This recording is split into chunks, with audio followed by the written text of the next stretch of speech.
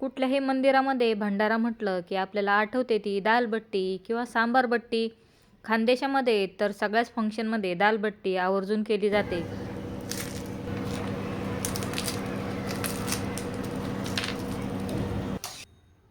तर भरपूर लेयर्सवाली आणि एकदम कुरकुरीत आपण दालबट्टी बनवणार आहोत. श्री स्वामी समर्थ. काल दत्त जयंतीला नाही तर दत्त जयंतीच्या दुसऱ्या दिवशी आज 15 तारखेला मी दालबट्टी बनवलेली आहे. तर त्याच्यासाठी पाववाटी मसूरची डाळ, पाववाटी तुरीची डाळ आणि पाववाटी मूग डाळ घेतलेली आहे. तर तुम्ही 5 डाळी घेतल्या तरी चालतील किंवा चणा डाळ आवडत असेल ती घेतली तरी चालेल. मी सगळ्या डाळी स्वच्छ धुवून अर्धा तास भिजत ठेवलेले आहे. आता पिठासाठी जाड कणिक दळलेली असेल ती वापरली तरी चालेल, नाहीतर या पद्धतीने 2 कप मी बारीक गहूचं पीठ घेतलेलं आहे आणि त्याच्यामध्ये जो जाड रवा येतो तो पाव कप घातलेला आहे. चवीनुसार मीठ घातलं, थोडीशी हळद, अर्धा चमचा ओवा घातला. तुम्हाला बडीशेपची टेस्ट आवडत असेल तर ती घातली तरी चालेल. आता 4 चमचे तेल कडकडीत गरम करून घातलेलं आहे आणि पाणीसुद्धा आपण गरमच घालणार आहोत. तर बघा मी पाणी गरम करण्यास ठेवलेलं आहे आणि हाताला चटका लागणार नाही या पद्धतीने तूप मिक्स करून घ्यायचं, नाहीतर चमच्याने मिक्स केलं तरी चालेल. तुम्हाला जर एकदम कुरकुरीत बट्टी बनवायची नसेल तर रूम टेम्परेचरचं पाणी घातलं तरी चालेल.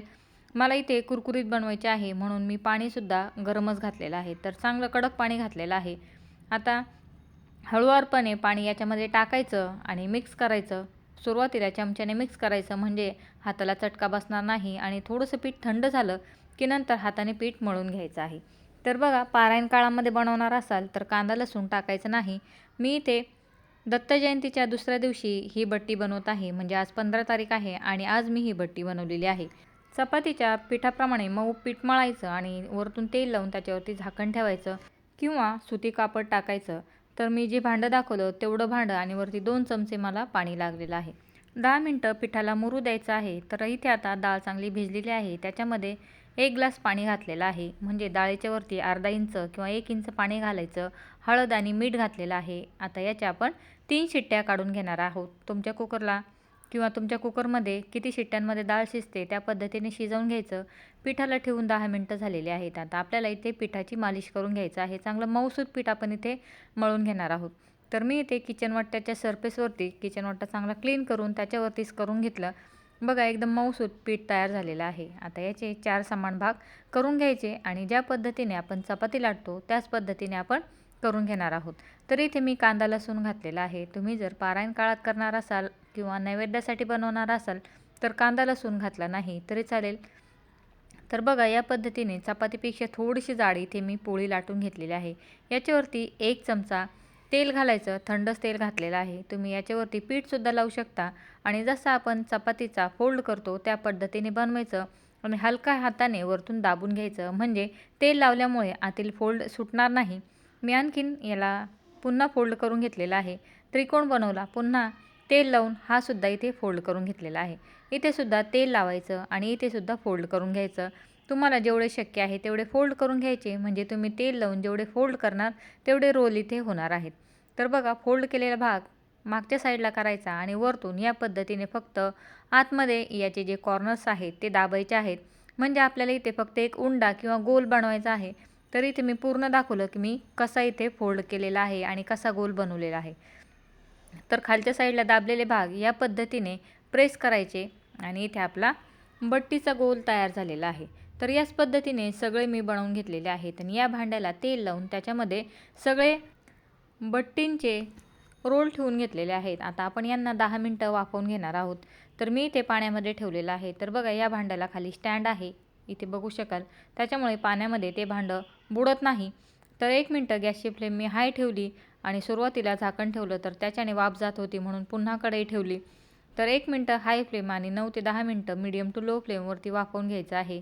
इथे 7-8 लसूणच्या पाकळ्या, 1 इंच अद्रक, 2 कांदे आणि 2 टोमॅटो मी बारीक करून घेतलेले आहेत.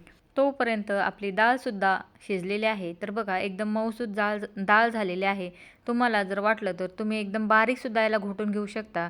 मी याच चमच्याने ते मिक्स करून घेतलेलं आहे. मला डाळीचे थोडेसे अखंड तुकडे ठेवायचे आहेत. तुम्हाला खूप फाईन पेस्ट बनवायची असेल तर घोटणीने सुद्धा बारीक करून घेऊ शकता. आता इथे कढईमध्ये 4 चमचे तेल गरम केलं, त्याच्यामध्ये अर्धा चमचा मोहरी, अर्धा चमचा जिरं आणि बारीक कापलेला कांदा घेतलेला आहे. तर मी छोट्या साईजचे 2 कांदे घेतलेले आहेत. अद्रक लसूणची पेस्ट टाकली, 1 हिरवी मिरची बारीक कापलेली टाकली, पाव चमचा हिंग, 1 अखंड हिरवी मिरची, कढीपत्ता आणि थोडंसं मीठ टाकलं. मिठामुळे कांदा आणि सगळे मसाले पटकन लाल होतील. अद्रक आणि लसूण मी भरपूर घातलेला आहे, त्याच्यामुळे या डाळीला खूप छान टेस्ट येते. कांदा आणि मसाले चांगले लाल झाले की याच्यामध्ये टोमॅटो टाकायचा आणि कांद्यामधील मिठामुळे हा टोमॅटोसुद्धा पटकन इथे मऊसूत होणार आहे. 2 मिनटामध्ये टोमॅटोसुद्धा एकदम नरम झालेला आहे. तर बघा गॅसची फ्लेम मी मीडियम ठेवलेली आहे. जेवढा शक्य आहे तेवढा टोमॅटो इथे स्मॅश करायचा. आता याच्यामध्ये आपण बाकीचे मसाले घालणार आहोत. तुम्ही सांबर मसाला घातला तरी चालेल. सांबर मसाल्यानेसुद्धा याला खूप छान टेस्ट येते. पाव चमचा हळद घातली, अर्धा चमचा धना पावडर, अर्धा चमचा लाल तिखट आणि अर्धा चमचा काश्मीरी मिरची घातलेली आहे. मीठ टाकताना काळजी घ्यायची, कारण आपण डाळ शिजतानासुद्धा मीठ आणि हळद टाकलेलं आहे. आता या मसाल्यांना तेल सुटेपर्यंत परतवून घ्यायचं आहे. घरभर याचा खमंग पसरलेला आहे.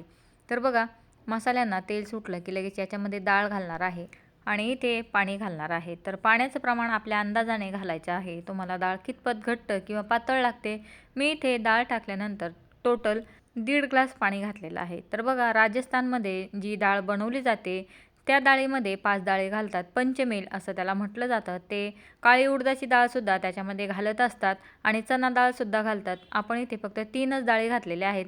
तुम्हाला दुसरी डाळ आवडत असेल तर ती याच्यामध्ये ॲड केली तरी चालेल. आता हे सगळं मिक्स केल्यानंतर त्याच्यामध्ये मी 3-4 इंच गुळाचा तुकडा घातलेला आहे आणि थोडंसं त्याच्यामध्ये कोकम घातलेला आहे. कोकम आणि गुळामुळे याला सांबरसारखी टेस्ट येईल. आता मीडियम फ्लेमवरती 4 मिनटं याला उकळवून घेतलं. नंतर कोथिंबीर घातली. चांगलं उकळून घ्यायचं, म्हणजे डाळीला चांगली टेस्ट येते आणि मध्ये मध्ये मिक्स करायचं. आता बघा डाळीला किती छान कलर आलेला आहे आणि इथे तुम्ही टेक्स्चरसुद्धा बघू शकाल. एकदम टेस्टी आपली डाळ बनलेली आहे. आता डाळीला आणखीन टेस्टी बनवण्यासाठी 2 चमचे कडकडीत तूप गरम केलं. तर हे घरी काढलेलं साजूक तूप आहे. त्याच्यामध्ये पाव चमचा काश्मीरी लाल मिरची, पाव चमचा हिंग आणि पाव चमचा मोहरी चांगली तडतडली आणि त्याची फोडणी या डाळीला दिलेली आहे. त्याच्यामुळे या डाळीला खूप छान टेस्ट लागते. आता बघा मी गॅसची फ्लेम बंद केली आणि डाळ साईडला ठेवलेली आहे. तोपर्यंत आपली बट्टीसुद्धा इथे शिजलेली आहे. याच्यामध्ये टूथपिक घालून बघा, एकदम टूथपिक क्लीन बाहेर आली म्हणजे आपली डाळ शिजलेली आहे. आणि जर तुम्ही नेहमी करत असाल तर तुम्हाला याचा कलर बघूनच समजेल की बट्टी आपली शिजलेली आहे. तर राजस्थानमध्ये जी बट्टी बनवली जाते तर तिला या पद्धतीने पाण्यावर न शिजवता आपण जसा केक बनवतो त्या पद्धतीने वाफवलं जातं किंवा शिजवलं जातं. तर बघा आता इथे बट्टी गरम आहे, हिला थोडीशी थंड होऊ देऊयात आणि नंतर आपण कापून घेऊयात. तर आमच्या इथे आज लाईटचा खूप प्रॉब्लेम आहे, त्याच्यामुळे मी पटकन ही बट्टी कापून घेतली. अजून ही बट्टी थोडी गरम आहे. आता बघा कापल्या तुम्हाला वाटेल की याच्यामध्ये लेयर्स नाहीत, मात्र तुम्ही ज्यावेळेस ही बट्टी थंड होईल त्यावेळेस बघा पूर्ण याला लेयर सुटतील. तर पूर्ण लेयर्स आतमध्ये आहेत, नाहीतर तळतानासुद्धा पूर्ण लेयर्स याचे मोकळे मोकळे होतात. तर आता हिला मी थोडंसं थंड करून घेणार आहे आणि नंतर तळणार आहे. तर एका गोळ्याच्या 8 बट्ट्या करून घ्यायच्या आहेत. तर इथे आपण छोटे छोटेच गोळे बनवले होते, त्याच्यामुळे याच्या 4 जरी बट्ट्या बनवल्या तरी चालतील. आणि तुम्हाला पटकन तळून घ्यायच्या असतील किंवा एकदम कुरकुरीत करायचे असतील तर बारीक बारीक याचे तुकडे केले तरी चालेल. तर बघा एकदम आतपर्यंत याला लेयर्स पडलेले आहेत. आता ही बट्टी थोडीशी थंड करून घेते आणि लगेच आपण हिला तळून घेणार आहोत. खूप गरमागरम तेलामध्ये बट्टी टाकायची नाही. तरी इथे मी बट्टीचा मोठा तुकडा टाकलेला आहे. त्याच्यावरून तुम्हाला समजेल की तेल किती गरम आहे. फक्त थोडंसं गरम तेलामध्ये आपल्याला बट्ट्या टाकायच्या आहेत आणि नंतर मीडियम फ्लेमवरती 4 ते 5 मिनटं यांना तळून घ्यायचं. आणि बट्टींना थोडासा कलर आला की नंतर गॅसची फ्लेम आपल्याला लो करून तळून घ्यायचं आहे. तर बट्टी तळण्यासाठी 8 ते 9 मिनटं लागतील, कारण की पूर्ण आतपर्यंत बट्टी आपल्याला तळून घ्यायची आहे आणि कुरकुरीत होईपर्यंत तळायची आहे. तर बघा बट्टी थोडीशी कडक झाल्यानंतरच तिला टच करायचं. तेलामध्ये बट्टी टाकल्या टच करायचं नाही. थोडंसं वरचं आवरण कडक झालं की नंतर चमच्याने किंवा झाऱ्याने या पद्धतीने कंटिन्यू या बट्टींना पलटी करायचं किंवा खालीवर करायचं आहे. तर बघा पूर्ण या बट्टींना लेअर सुटण्यास सुरुवात झालेली आहे. ज्यावेळेस बट्टी 40-50 टक्क्यापर्यंत तळली जाते त्यावेळेस लगेच त्यांचे लेयर्स मोकळे मोकळे होण्यास सुरुवात होते. तुमच्याजवळ वेळ असेल तर बट्टी पूर्ण थंड केल्यानंतरच तळून घ्यायची आहे. मात्र इथे मला आज थोडी घाई होती म्हणून मी थोडीशी गरम असतानाच तेलामध्ये टाकलेली आहे. तर सुरुवातीला 4 ते 5 मिनटं मी मीडियम फ्लेमवरती या बट्टीला तळून घेतलं आणि नंतर 4 मिनटं लो फ्लेमवरती तळून घेतलं.